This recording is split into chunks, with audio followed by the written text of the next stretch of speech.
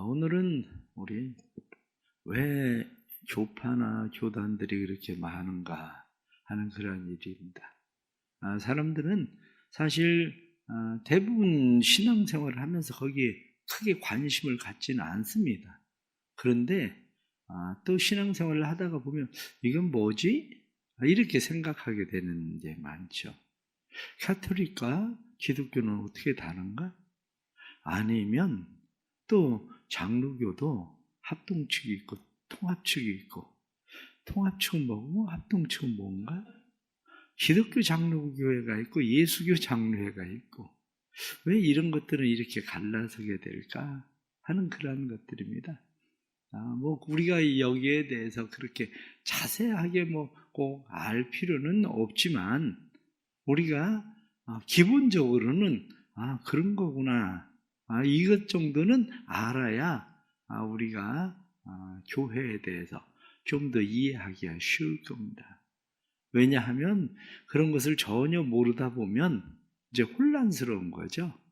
혼란스럽기 때문에 어느 정도 기본적인 질서는 이렇게 본인이 가지고 있으면 나름대로 그런 거구나 이렇게 이해할 수 있게 되는 그런 것들이죠.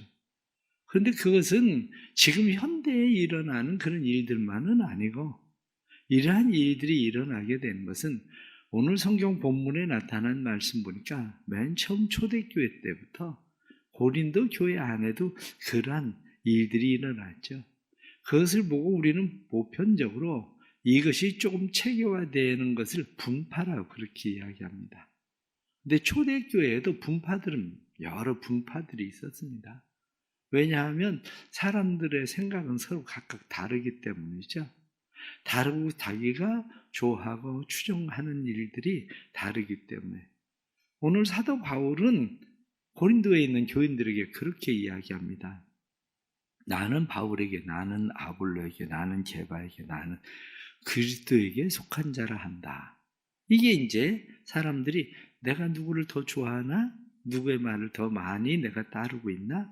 여기에 따라서 서로 사람들이 나는 바울, 나는 아볼로, 나는 게바, 나는 그리스도, 이렇게 사람들이 서로 생각하고 있는데, 내가 너에게 말하는데 같은 말을 하고 뿐만 아니라 같은 마음을 가지고 같은 뜻을 가지고 온전히 합하는 게 좋다, 이렇게 말씀하고 있는 거죠.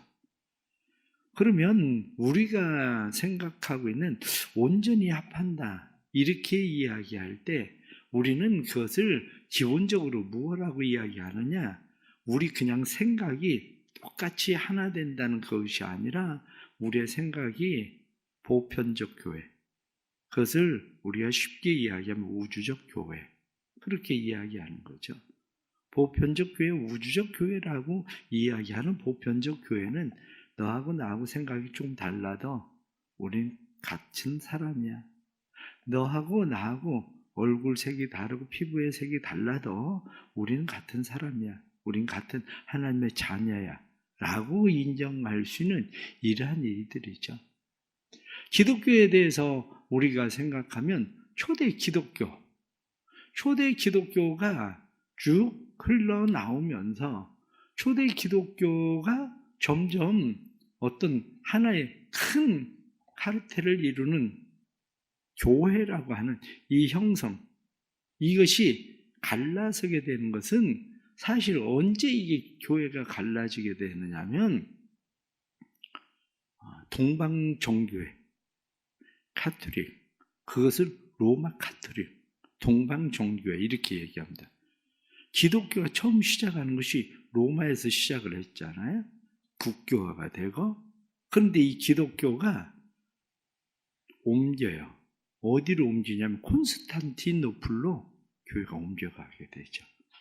그래서 교회를 크게 로마 기독교, 콘스탄틴 기독교, 이렇게, 왜 그게 갈라서게 되는 중요한 이유는 사실은 지역에 따라서 이 하나의 그룹들을 서로 이제 형성하게 되는 일이 생기죠.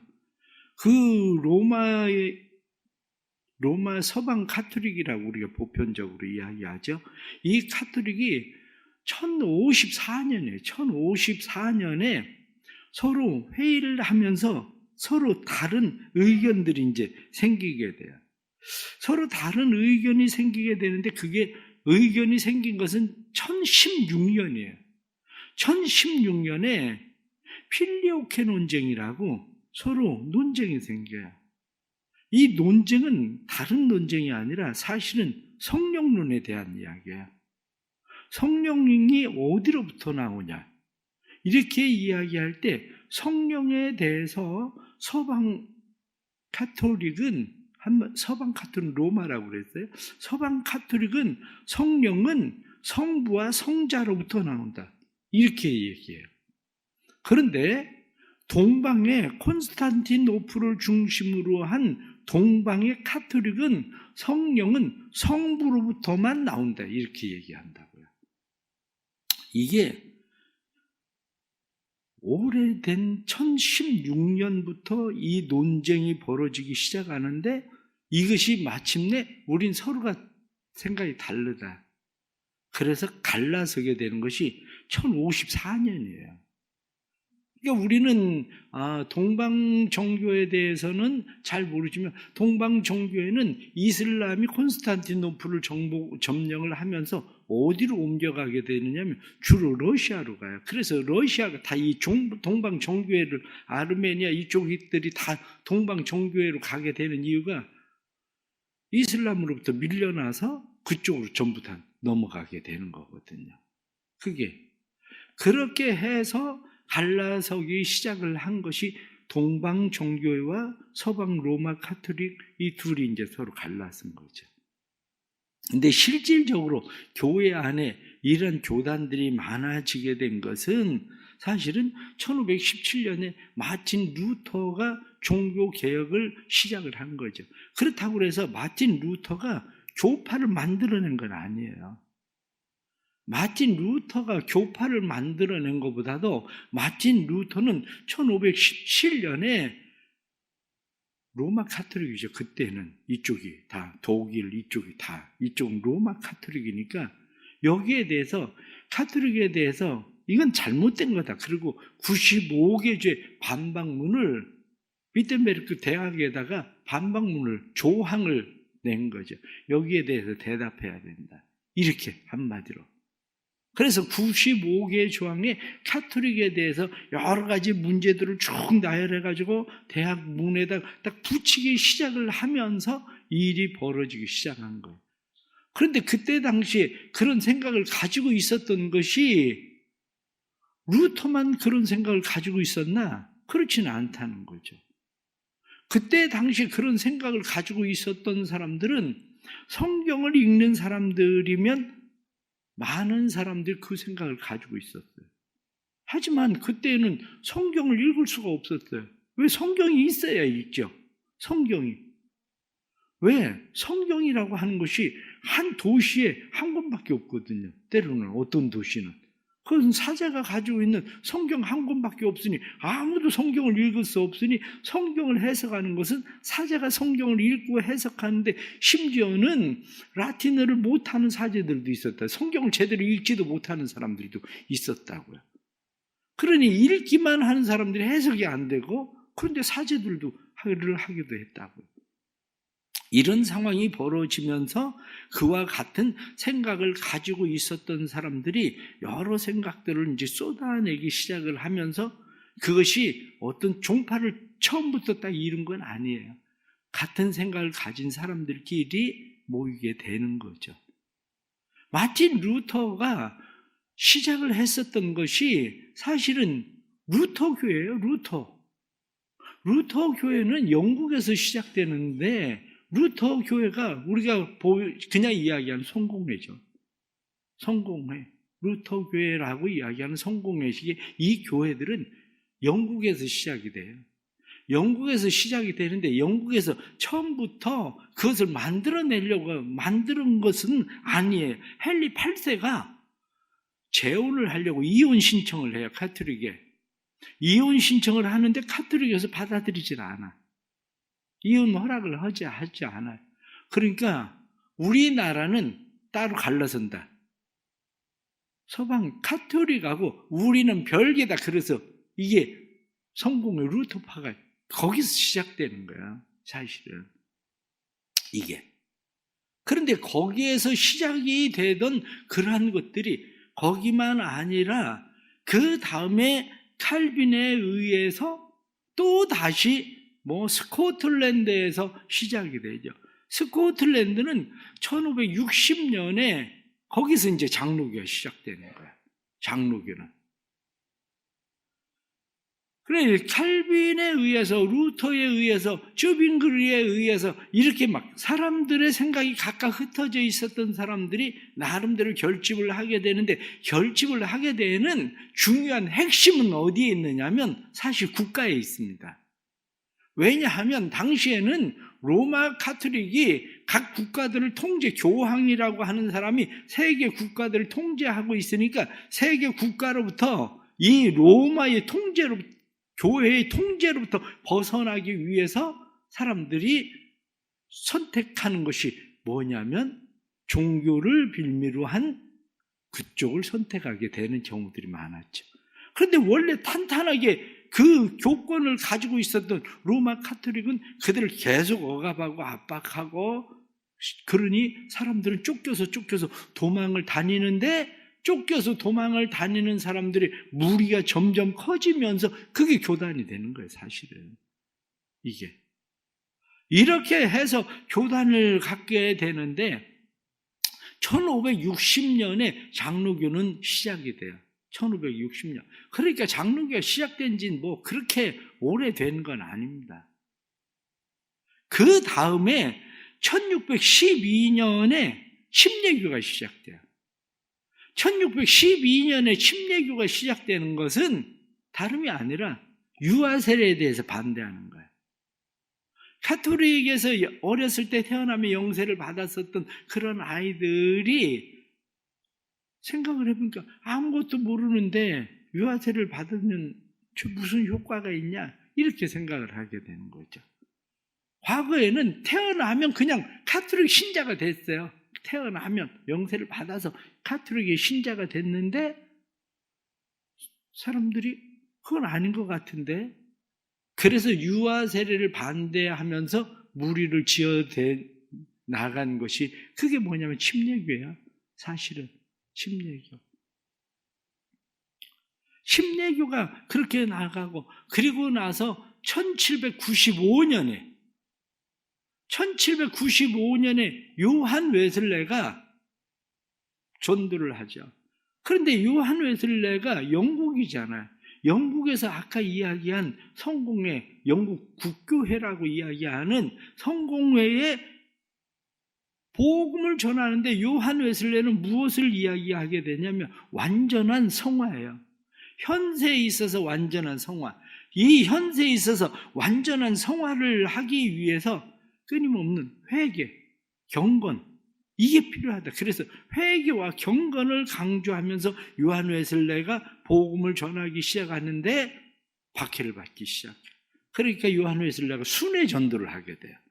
순회 전도를 하면서 요한 웨슬레가 순회 전도를 하는데 그 힘이 점점 추종하는 사람들이 점점 모아져서 이 사람들이 결국에는 감리교가 되는 거예요. 그게.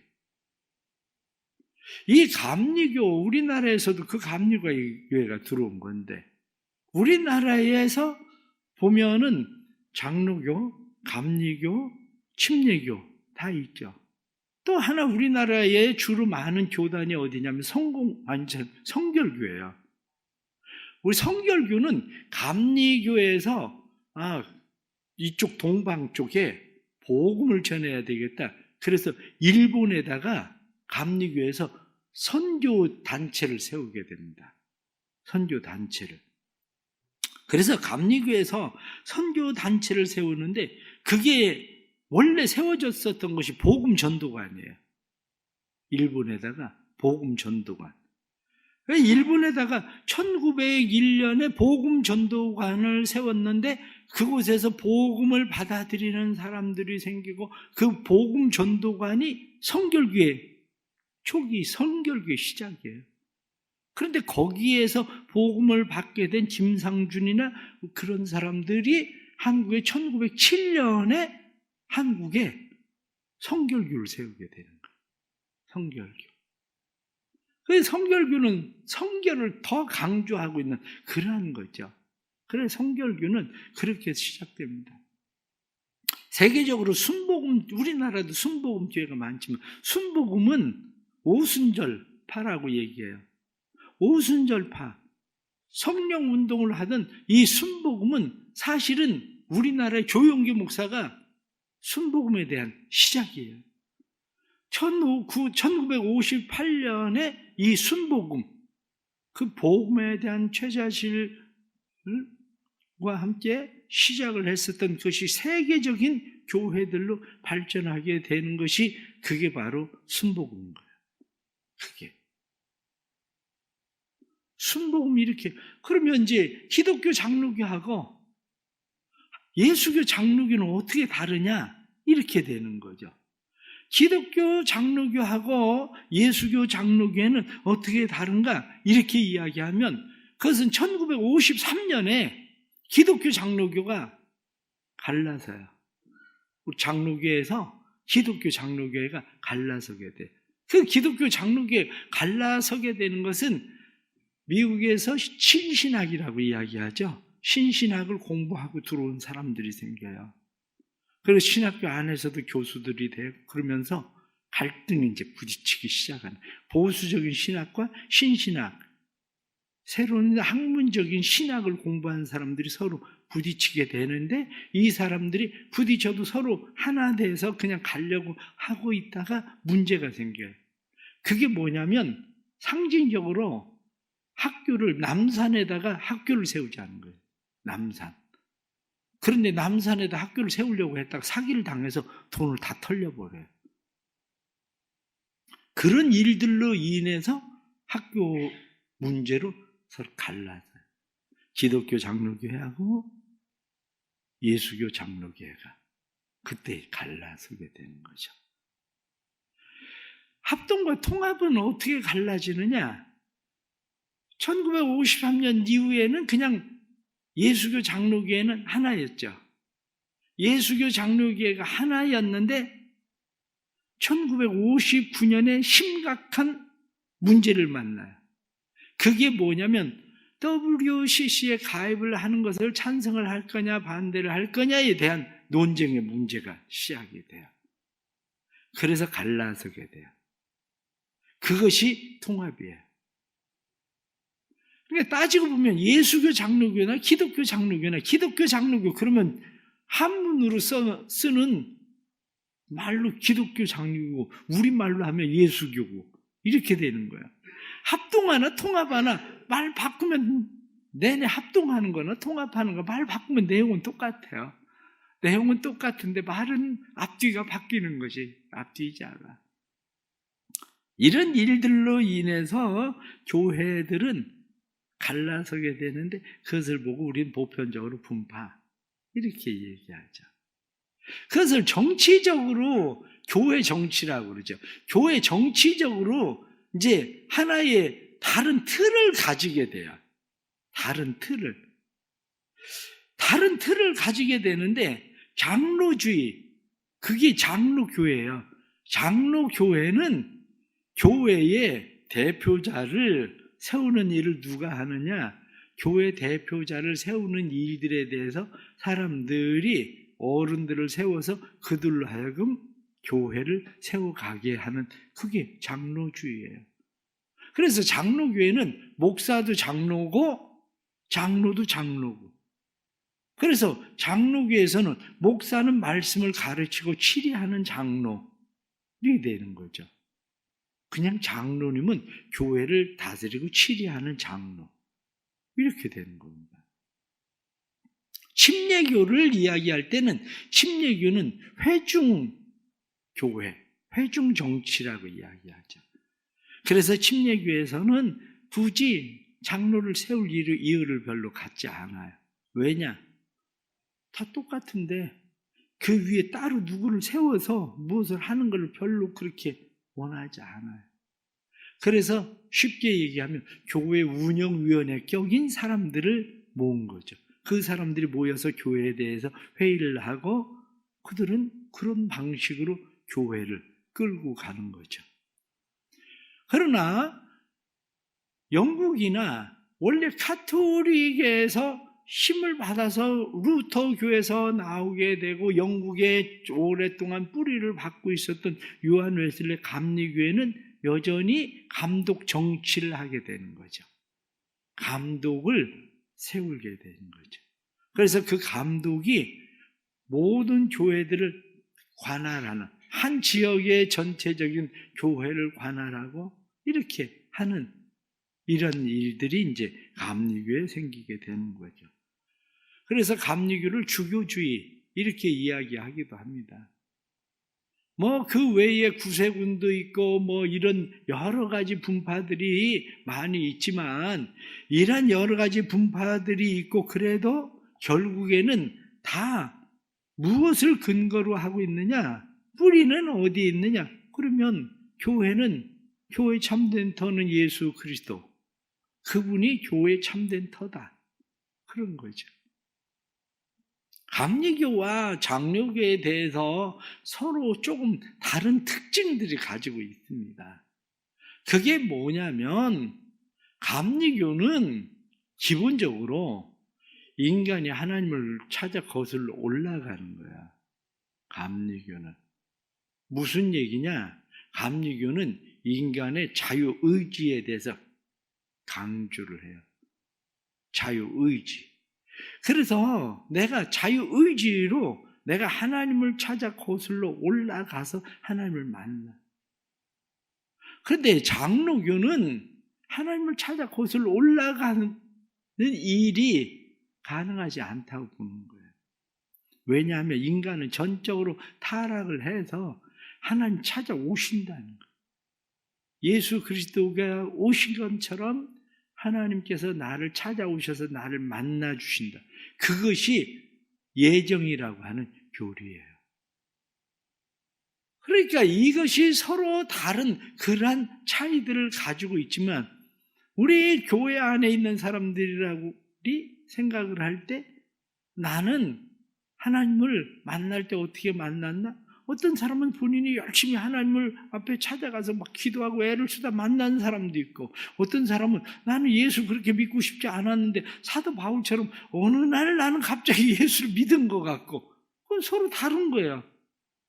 감리교회 때로는 대표 기도하는 사람, 감리교회 대표 기도하는 사람들을 보세요. 하나님 우리를 선택해 주셔서 이렇게 자녀 삼아 주셔서 감사합니다. 그건 하나님이 선택해 주셔서 자녀 삼은 게 아니라 내가 하나님을 아버지라고 선택한 교리적으로 얘기하면 문제가 생기는 거죠. 그러나 그건 별로 중요하지 않아요. 왜? 어떤 사람은 내가 열심히 찾아가다 하나님을 만난 것 같고 어떤 사람은 내가 열심히 찾아가다 하나님을 만난 것 같은데 사실 가만히 보니까 하나님이 나를 만나 주셔서 내가 하나님을 만난 것 같고 그건 사람들마다 서로 생각하는 것이 다른 거예요. 우리나라 같은 경우는 옛날부터 양반 상놈 그리고 옛날부터 우리나라 같은 경우는 누군가 위에서 통제를 해야 뭐가 잘 돌아가는 사회예요. 그렇게 우리나라는 장로교가 발달해야 되는 거죠. 우리나라는.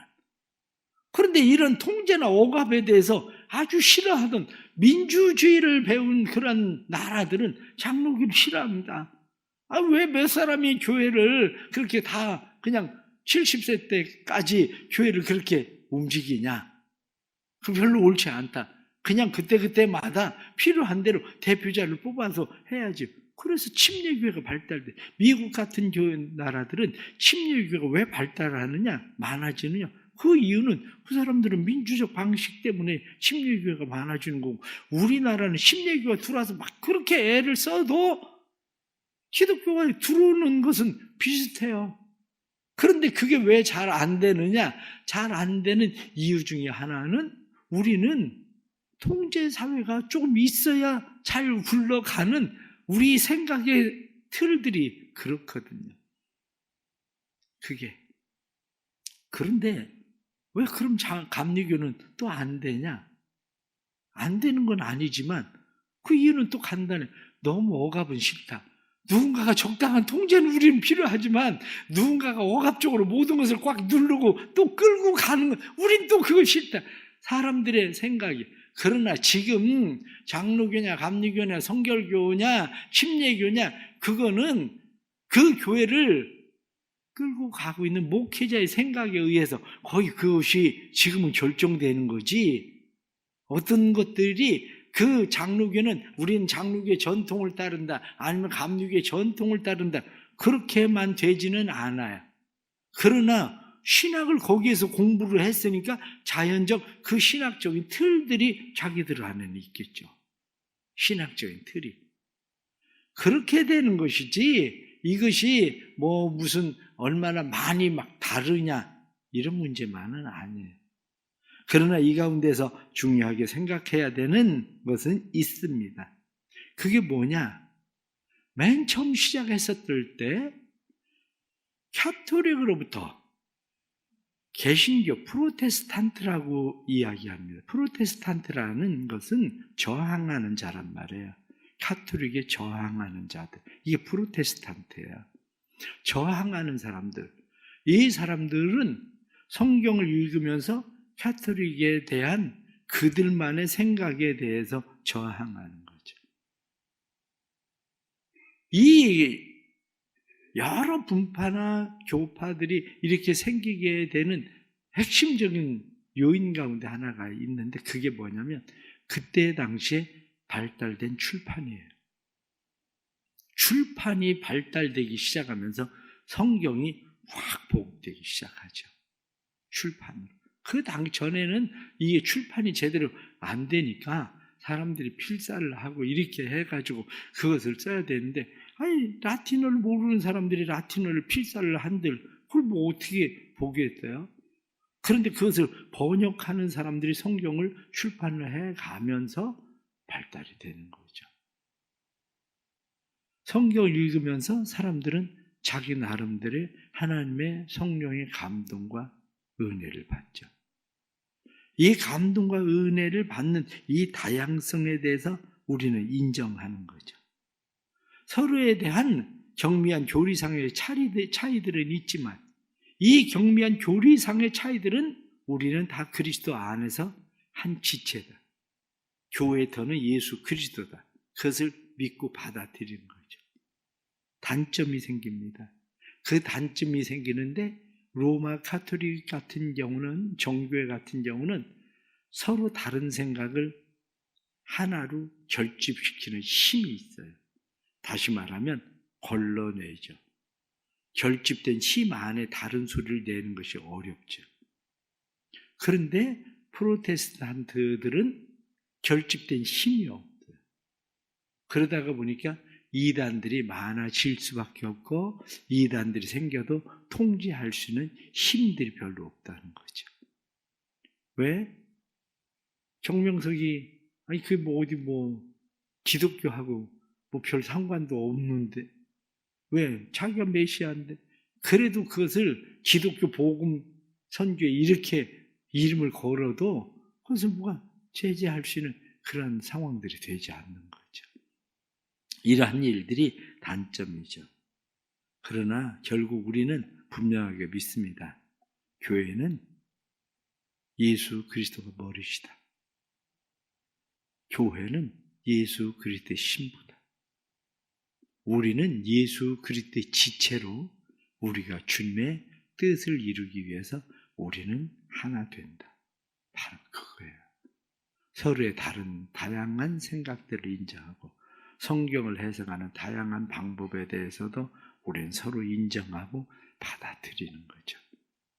우리 성도들에게 또 교단들이나 이런 것들에 대해서 조금 더 이해가 여러분들이 되었으면 좋겠고 그렇다고 해서 우리가 어떤 교파나 교단에 매일 필요는 없어요. 거기에 그렇게 꼭 매일 필요는 없지만 성경을 좀 더 우리가 잘 이해하는 것들은 배워야 된다 하는 그런 말씀입니다. 우리 함께 기도하겠습니다. 하나님 아버지 감사합니다. 때로는 성경 해석에 대한 의견이 서로 불일치할지라도 그러한 논란들 속에서 교회 복음이 전파되는 일이 무너지지 않도록 하나님께서 교회를 든든히 잘 세워주옵소서. 교회는 예수 그리스도의 몸이고 그리스도의 신분이 교회 머리 되시는 주님께서 교회를 잘 다스리시고 이끌어 주시되 각 사람들 생각 속에 예수 그리스도의 생각으로 충만하게 해주시고 예수 그리스도의 생각으로 충만하게 하시는 하나님의 은혜가 나타날 수 있도록 성령 하나님 도와주옵소서. 우리의 모든 삶 속에 주님이 머리 되시고 우리의 삶 속에 주님께서 우리의 생명 되셔서 주님의 생명으로 교회가 든든히 서게 하시되 또 교회 안에서도 서로 다른 생각들, 다른 마음들을 가지고 있지만 그러나 예수 그리스도 안에서는 하나 되게 하여 주셔서 예수 그리스도 안에서 하나 되어진 믿음의 교회들로 세워질 수 있도록 성령님 도와주옵소서. 우리를 새롭게 하시는 하나님을 믿습니다. 새롭게 하시는 주님의 은혜가 교회들 속에 나타나게 하시고 이 대전 지역에 있는 교회들 뿐만 아니라 한국에 있는 교회들, 세계에 있는 교회들이 하나 되어서 주의 복음 위에 힘쓰는 교회들이 되도록 만들어 주옵소서. 새벽에 하나님 앞에 나와서 마음의 소원들을 아뢰입니다. 우리의 기도를 들으시는 하나님께서 우리의 기도를 들으시고 우리의 기도가 하늘에 상달될 뿐만 아니라 우리의 삶에 하나님의 일하심을 보게 하셔서 자녀들의 삶의 문제나 그리고 우리의 경제적인 것 뿐만 아니라 육체적인 질병으로부터 주의 백성들을 자유케 함이 나타나게 하여 주옵소서. 다음 주부터 있을 부흥성회 위에 함께 해주시고 부흥성회가 성령 충만한 말씀의 은혜 역사가 있는 성회가 되도록 주님 도와주옵소서. 오시는 강사 목사님에게 말씀을 주셔서 그 말씀이 우리에게 다시 믿음의 새로운 도전이 되는 귀한 역사 있게 해 주옵소서. 새벽에 주님 앞에 김길자 권사님, 황난영 집사님, 김종희 집사님 그리고 또한 1000번째로 하나님 앞에 구상환 집사님 가정이 예물 드립니다. 믿음으로 드리는 예물들 주께서 받아주시고 예물이 하나님의 나라 위하여 온전히 사용될 뿐만 아니라 성도들의 가정 속에 예수 그리스도의 생명이 나타나도록 도와주옵소서. 지금은 우리 주 예수 그리스도의 은혜와 아버지 하나님 크신 사랑과 성령의 감화, 감동, 교통하시며 충만하심이 모든 성도들이 함께 하셔서 예수 그리스도의 생명으로 하나됨을 교회 머리가 예수 그리스도임을 인정하고 그리스도의 신부로서 사명들을 잘 감당할 수 있게 되기를 간절히 축원하옵나이다.